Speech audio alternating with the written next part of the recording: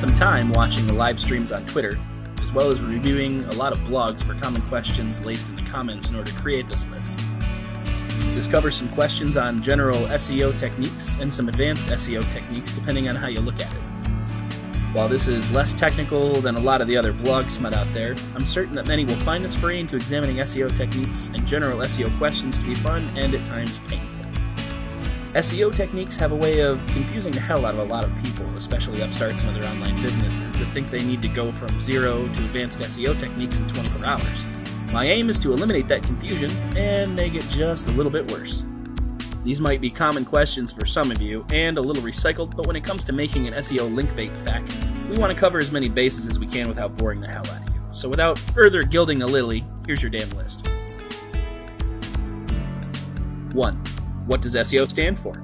It breaks down to search engine optimization, but we're long past this whole thing being about search engine. It goes much deeper than simple SEO techniques. 2. What is SEO? The old definition had a lot to do with tweaking your site in specific ways in order to draw the attention of search engines, in order to increase placement of your website in the SERPs. Now you could better define it as any and every kind of SEO technique that would ensure the conversion of traffic. If you have to club your contacts with a pipe wrench, do it. 3. Is SEO spam, bullshit, dead, etc.?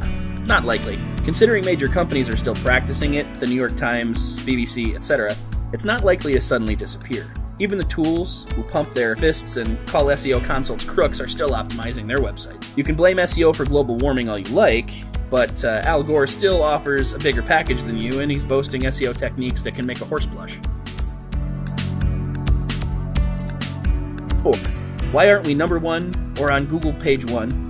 Well, it could be a number of reasons. For starters, your SEO techniques could be completely flawed or non-existent. Included in that could be some terribly written content or no content at all. Perhaps your site consists mainly of Flash or mostly graphics.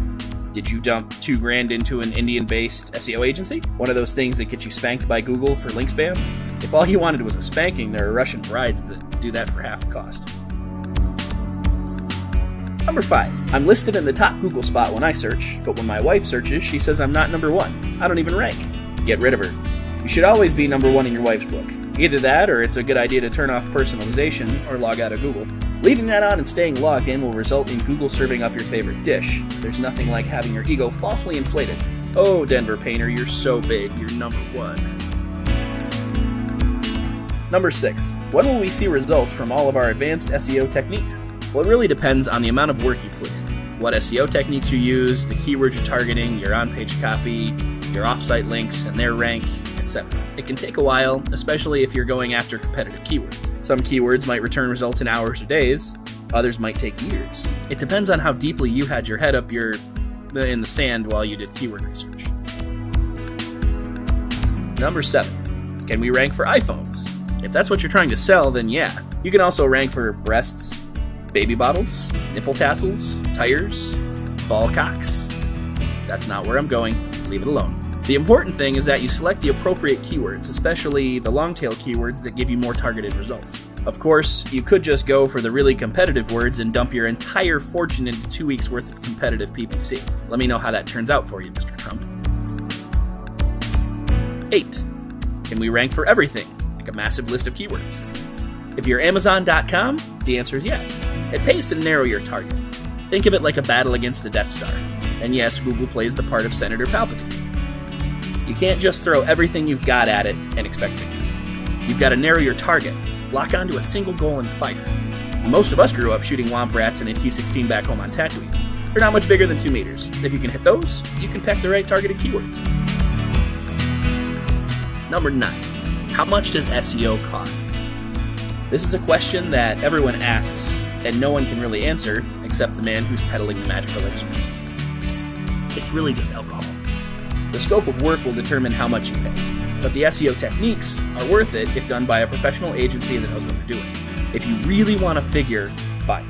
Advanced SEO techniques will cost you somewhere between $1 and $250,000. Everything below 50% of the estimated cost, plus $350, multiplied by the square root of 7, is probably automated. In case you're wondering, this is one of those times when the answer is not 42. Number 10.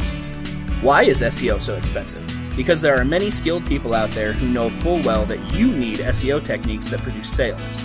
Those people are professionals just like you, and they have gambling habits to sustain, Comic-Cons to attend, new stuff to buy, and Farmville families to feed. Most of them, the good ones, spend a lot of time learning what it takes to make other people profitable. That makes them valuable to you.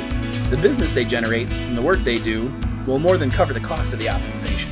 So stop whining and pay the man. Otherwise, he's going to dance on your grave and then register your website when it drops so he has a domain with history for his next project. So how long does it take to get indexed by Google? Google can hit your site anywhere from minutes to days, depending on the SEO techniques you use and what kind of search marketing you're doing. Without any SEO, you can bet it will probably be a few years before Google accidentally trips over your site, then still ignores it because it resembles some form of roadkill, long since dead and decaying from the inside out.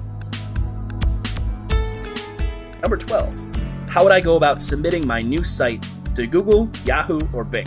Place your website in a 3x5 envelope, lick the glue line twice, and send it off to them in the mail. While you're waiting for nothing to happen, perform some real SEO on your site, and Google, Yahoo, and Bing, and all the other sites out there will eventually index you based on the links you've established. You can also ping them through blogging, or submit an XML sitemap. If all that is unsuccessful, then they probably don't want anything to do with you and your damn blue widgets. How do I submit to 1,000 search engines? You can pay a ridiculous amount of money to submit your link to a service that submits your link to a service that then submits your link to all the other services that repeat the information that was submitted to the first service. Only inexperienced people do this, so don't do that. You only need to get listed in the major search engines and the rest will fall into place. And for the record, if you didn't catch on with the last question, you don't submit sites anymore. It's better for the search engines to find you naturally, organically, in the wild, and in the buff. It proves you're a man. Or a woman. Page number 14. Do I need an XML sitemap? It depends on your site and the purpose for it. If you have a blog with very few pages, or none, then no. A sales letter or a squeeze page? No, unless you're one of those people that get lost in a room with one door. A site with 10 to 20 subpages or more? Probably a good idea. And you should also fire your designer. Number 15. Do I need meta tags for SEO? Yes and no. Google really doesn't care about your meta. That SEO technique is really 90s. Seriously? Google likes to put most of its weight on links. Other sites like Yahoo still consider meta content in ranking. But who uses Yahoo? Well, a lot of people actually. Meta content is helpful. Use it, just don't abuse it. Ron Jeremy ruined it for the rest of us with Google, so let's not have Yahoo and the others do the same. Number 16. Do I need a high page rank for SEO? PageRank comes from good SEO practices. You really can't have one without the other, at least not for long. Unless, of course, you're some black hat assassin, in that case, more power to you. Even then, it still takes some kind of advanced SEO techniques and long-term SEO in order to build your page rank. Number 17. What is link bait? There's really two sides to this, good and bad. Bad link bait is like a date with a new lover whom, at the end of the night, turns out to be rather filthy and not in a good way. Bad link bait lures the reader in to you through a link with the expectation of one thing. When they arrive at your site, they get something completely different. Good link bait has to do with carefully and masterfully crafted content that draws in the reader with a link to your site. When they get there, they find what they're looking for and word of mouth begins. It's like a good date that ends with coffee in the morning while you try to get your underwear off the ceiling fan. And for the record, I did tell you to stay away from the blind dog bourbon. Number 18. My cousin is a graphic designer. Can he do the SEO? Well, my wife knows how to make spaghetti, but I wouldn't unleash her in a restaurant to paying customers. Designers rarely understand the importance of SEO techniques and advanced SEO techniques. If you can find one that does, consider yourself lucky. Unfortunately, designers rarely have a knack for copywriting and so forth. It's a good idea to let your designer focus on the stuff they picked up while playing with their pirated copy of Photoshop, and stick to an SEO expert in matters of Google seduction. Number 19. My sister is a web developer. Can she do the SEO for my website? Even though a number of SEO developers started out in old school web development, that doesn't necessarily mean it's a good idea. Often what happened is a dramatic shift in focus. You really can't switch back and forth. It's too important to specialize in one thing and stick to it. If your physician just finished a colonoscopy and then offered you a complimentary teeth cleaning, You think you'd take the offer? Those SEO consultants that came from web development made a choice at some point to focus on SEO and leave web development behind. They opted for a world of advanced SEO that most web developers don't have the time or inclination to study. Plus, they smell bad. Number 20. My father's sister's cousin's brother's girlfriend once knew a guy who knew a girl who dated a guy that's a Perl, Java, and C programmer. Can he do the SEO for my website? Programmers are fun people. They're extremely smart, have a history of trying to obtain better rankings through the use of clever scripts that can enhance websites. This can be kind of risky since it borders on being naughty, at least Google's definition of being naughty. Like the questions above, unless a programmer has specifically branched out and taken a lot of time to learn advanced SEO, then it's usually best to avoid asking a programmer to help your site rank. It might be fun and cool to watch a script beat the system, but Google calls it dirty pool. Programmers also hide behind the guise of being nerds or numbers geeks. In all actuality, they're extremely seductive, intelligent, and quite sexy. If you mingle with a programmer, you're likely to fall madly in love. This can cause budget issues. Best to avoid it. Stick with an SEO copywriter or a professional agency to handle your SEO. They're ugly, but at least they know what they're doing. 21. Why should I outsource my SEO? Well, the answer here is pretty simple. It's a full-time job, and no one really wants to do it. Hell, not even SEO agencies like to do the SEO. They just like it when you give them money. If you fed a piece of delicious cheese to a rat every time you electrocuted it, after a while he'd probably start tapping the buzzer himself just to get the food. It's not something you want to tangle with on your own because of the time sink. For powerful results, it can often take a very skilled individual or decent team of people to handle all the aspects of marketing and to implement numerous SEO techniques. Unless you've got some skilled SEO people in-house, it's best to leave it to the professionals. And no, passing the SEO off to Melvin isn't considered a professional decision, even if you hold his swing line for ransom. Number 22. Can't I just use WordPress plugins for SEO? Good question. Finally, right? You can, but that's really not enough. That's no better than just tossing some well-written content on your site and calling it good. There's a lot more that goes into SEO. Most modern content management systems are packaged with SEO capabilities, but despite the bundles being SEO friendly, you're still going to have to utilize some other advanced SEO technique. Number 23. Does Google hate SEO? No. And yes, Google loves you as long as you stick to the SEO that they call ethical and safe, or quote-unquote good practice SEO techniques. If you start branching into black hat or gray hat SEO, then Google suddenly gives you that angry Adam Sandler look. Employees of Google, which I believe roughly translates through Latin to something akin to an office monkey, have even had the pleasure, quote-unquote, of speaking at Google conferences where they advocate fighting the good fight against unethical SEO techniques, sticking to the tried and true tactics to make everyone stick together like one big happy family. Don't drink the Kool-Aid. Number 24. Does SEO mean optimization for search engine spiders and not humans? Because of a number of unethical practices that others have done in the past, many have the misconception that SEO is geared towards search bots only. That's completely untrue.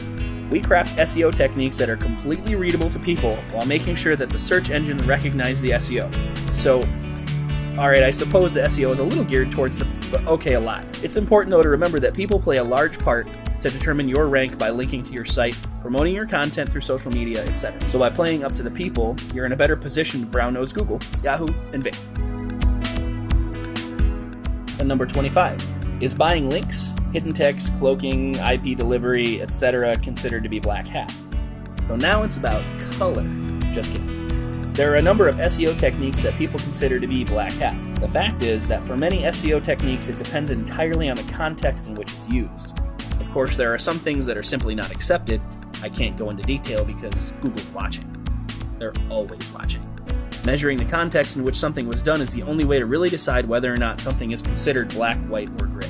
To break it down more, if it feels naughty, you're having fun, and you're getting better results than you expect, then you're probably in trouble. Number 26. Is black hat SEO legal? Only in one state, and you don't live there. Actually, you should be asking, is it recommended? The answer is yes. No.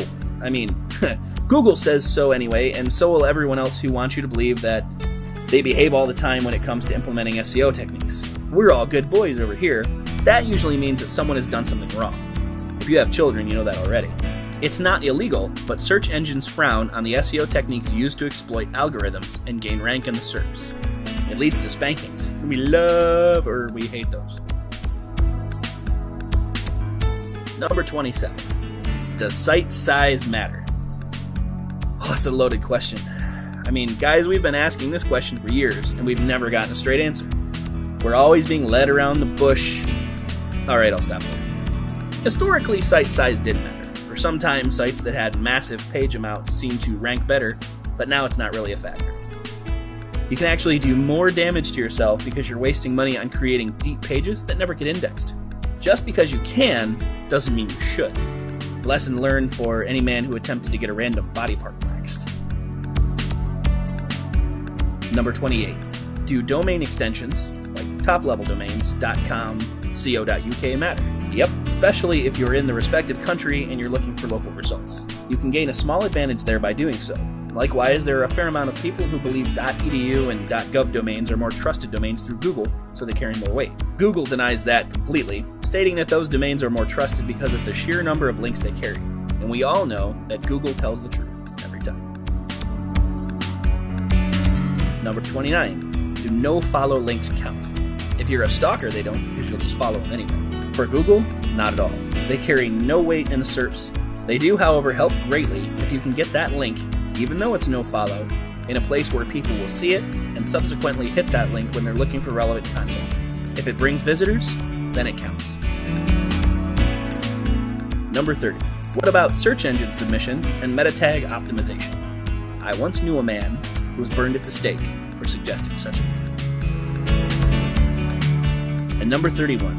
Is blog commenting to build SEO backlinks considered spam?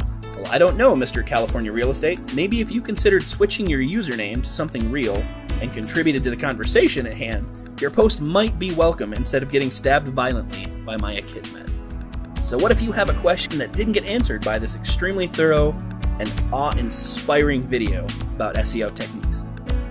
Well, you're pretty much out of luck because this is all I could put together before I have a scheduled raid on Call of Duty. So now remember your moral obligation to sharing all of this SEO knowledge with the world.